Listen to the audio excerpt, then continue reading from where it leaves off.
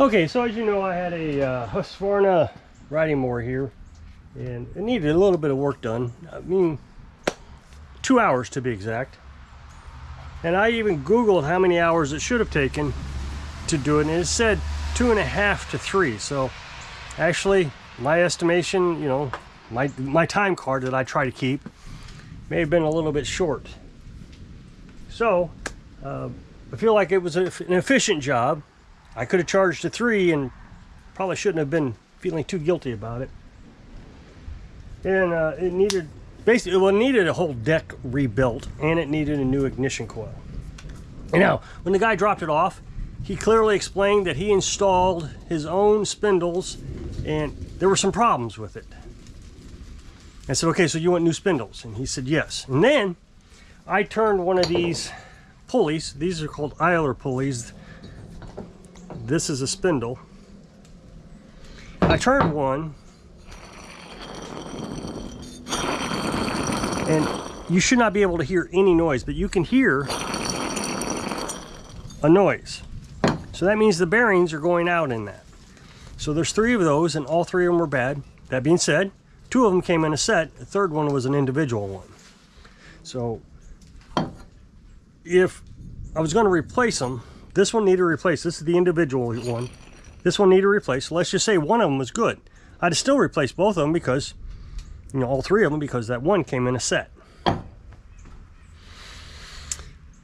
So, he's admitted that the spindles were bad, that he just installed like a few weeks ago. And then he said there's a power loss, which we had discussed, and I said, well, it might be an ignition coil. And he said, okay, take a look at that. So what I did was I bought a set of spindles, a set of 3. Even though only 2 of them were bad, in the end it was cheaper to buy all 3 because I wasn't sure the status of the third spindle. Since they were all installed incorrectly, which I'm going to show you here in a minute, I felt like it was a better or less risky to change it. So I proceeded to work. I ordered the parts, and then I took the parts off. So the first catastrophic failure that we identified was this one. It has completely come apart. As a matter of fact, when I took the top bolt off here, which I don't have one, when I took the top bolt off here, the bottom just fell right out. Now, to give you an example of the way it's supposed to work, it's supposed to stay in there. Now, I know somebody's going to say, well, can't you just press that back in? And I could, except it rattled around so much that it has beat this to death. So the area that the bearing goes into is damaged, is I guess what I'm trying to say.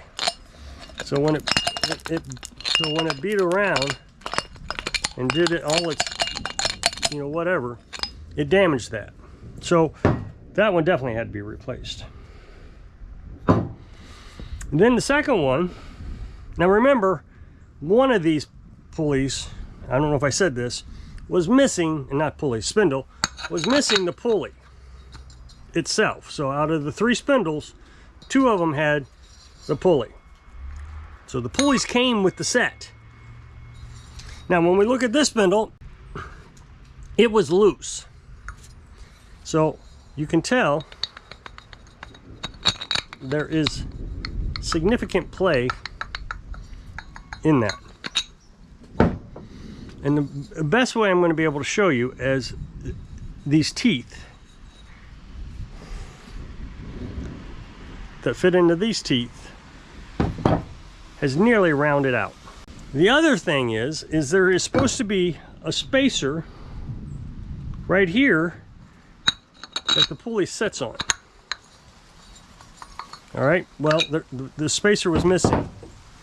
So it wore this out. And is that the right one? No, I guess it's both of them. I might be able to see it better in this one. It has wore this. So now this is starting to become damaged. So that means both of these are now damaged and one of them's missing a pulley. So it led me to believe that the third one was probably, since it was assembled the same way, in just about as bad shape. So it just made more sense for me to replace it. Now, as I told you, I replaced all 3 of these, so there was some cost. If I'm repeating myself, sorry. I had a customer come in. And then finally, the belt had a significant, and this is supposed to be a brand new belt too. So he had new spindles, new belt, and the belt is broke. So I had to replace the belt. Well then, in previous videos, I have showed you many times that the ignition coil had also been busted. So there was a significant amount of cost in parts. Now he approved all this.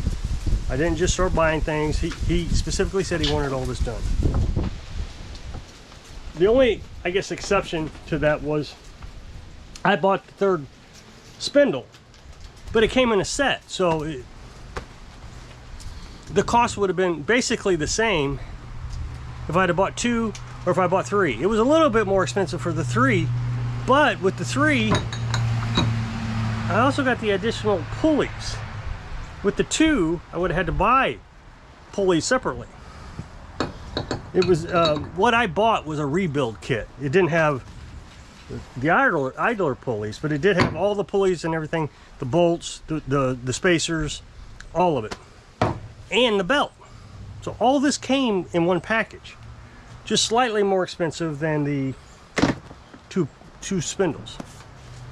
So I felt like I did a good job. Got it back to him quickly. He brought it here on a Thursday night, and it's gone Monday morning.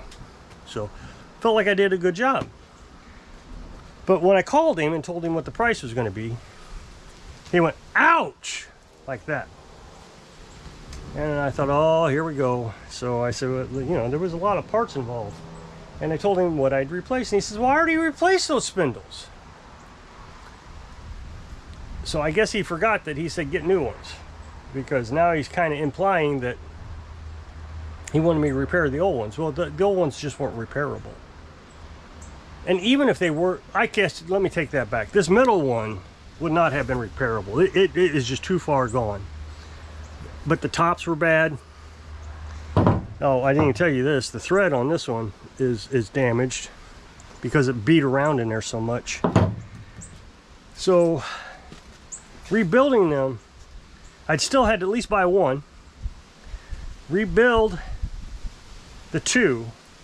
So now the labor costs would have dramatically went up, rebuilding versus the parts. And this way he's got all new parts. He doesn't have any risk of damage to the housing itself. So I just thought this was a better way, but boy, I tell you, he wasn't happy about it. And then he got here, and it was even worse. I mean, he spent at least a half hour here talking about how high this was, and he compared me to this old retired guy that lived in another town over, how he was a lot cheaper. And then we got to talking about my mechanic. My mechanic apparently is one of the more expensive ones, but the thing is he has the actual diagnostic computer. All the other mechanics in this area do not. So he was saying, I would never use that guy. I take mine down the road to the other guy who's much cheaper. But of course you're not getting the computer diagnostic either. The computer diagnostic, he charges $100, which I don't know. I don't know if that's all that bad, but you know what it is. And he said, I tried to take my truck over there one time and I needed a fuel injector replaced. And he said he was going to replace all of them. And I said, oh, no. Now for $5,000, you're not. And so the mechanic said, well, I respectfully decline.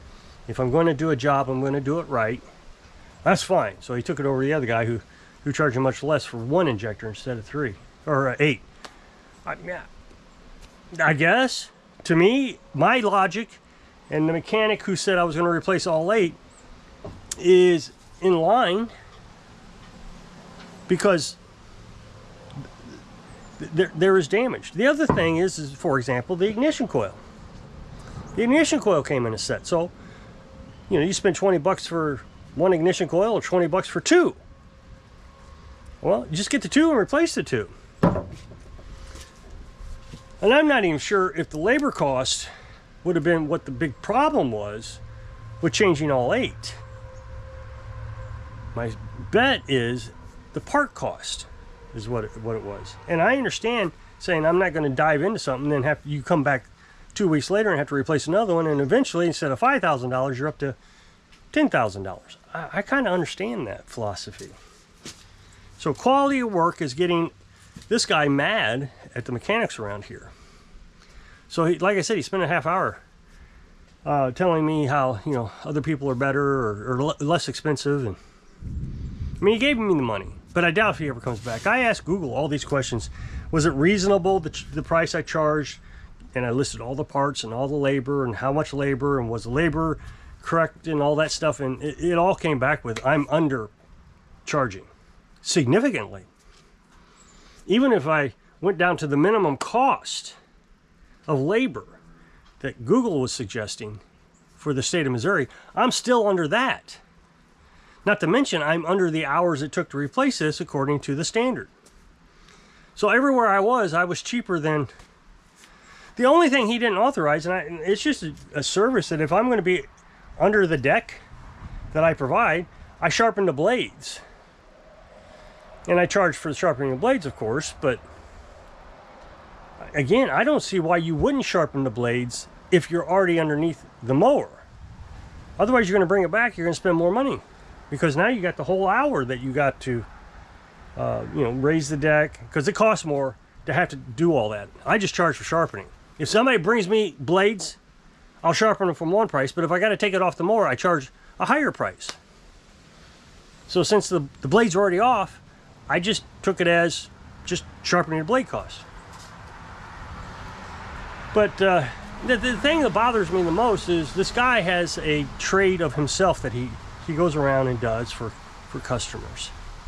I don't want to tell you what it is, but he has a trade. So he understands the experience of working with the public, going out to the public, working independently, all that stuff.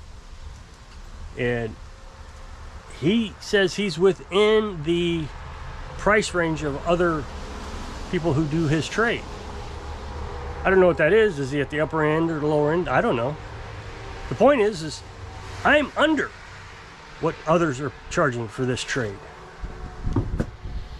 So I don't know what the answer is. I guess I'm just going to lose customers. Google says it's best sometimes just to lose customers. So you figure all the time I wasted with this customer, spending there talking to him while he's yelling, not yelling, he never yelled, complaining about the cost. That's a half hour I could have been working on something else. Now earlier he brought me a leaf blower. Said it wouldn't start. Well, I started in 2 pulls. Took it down here, started in 2 pulls. Called him and said, hey, it starts in 2 pulls. He says, well, keep it a few extra days, see if it keeps starting for you. I said, okay. So every day I started it 3 or 4 times a day. So when he comes back, I show him how to start it, just as a courtesy. And he says, you know, I didn't do that. Which is hold the throttle. You had to hold the throttle lock and choke at the same time. It was a still. So started 2 times and he was satisfied. Well, in this conversation, he says, it's not running. You worked on that leaf blower and it's not running right. Well, I never worked on it. Only thing I did was start it. Tested it, blew off the leaves on the patio here, and that was it. That's all I did. And said, it's not running right now, or correctly now. So it implies that he's going to want me to work on it for free under warranty, even though I didn't charge him to show him how to start it. I didn't charge him anything. No diagnostic fees, nothing. I started it. It started. I figured, how can I charge for it? Now, most mechanics would have charged a diagnostic fee. I didn't. I don't charge diagnostic fees. So I think people like this, well, the thing is, he says he's got his truck at the shop too, and he's going to spend a large amount of money. I think he said $5,000 to have the front end rebuilt. And so all these bills came in today. My bill, the mechanic's bill.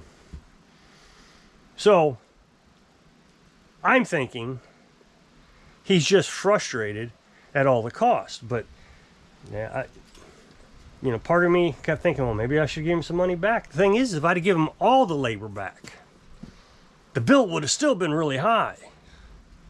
I think a lot higher than what he would have wanted to have paid, so it wouldn't have made any difference.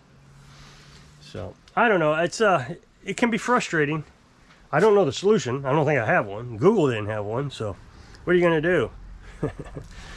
So I guess I'll jump off here. So if you click this up next box to take the video over my other channel, really appreciate you. Go check it out. So I hope I can inspire you. Do the best you can so you live your dreams. Thanks for watching.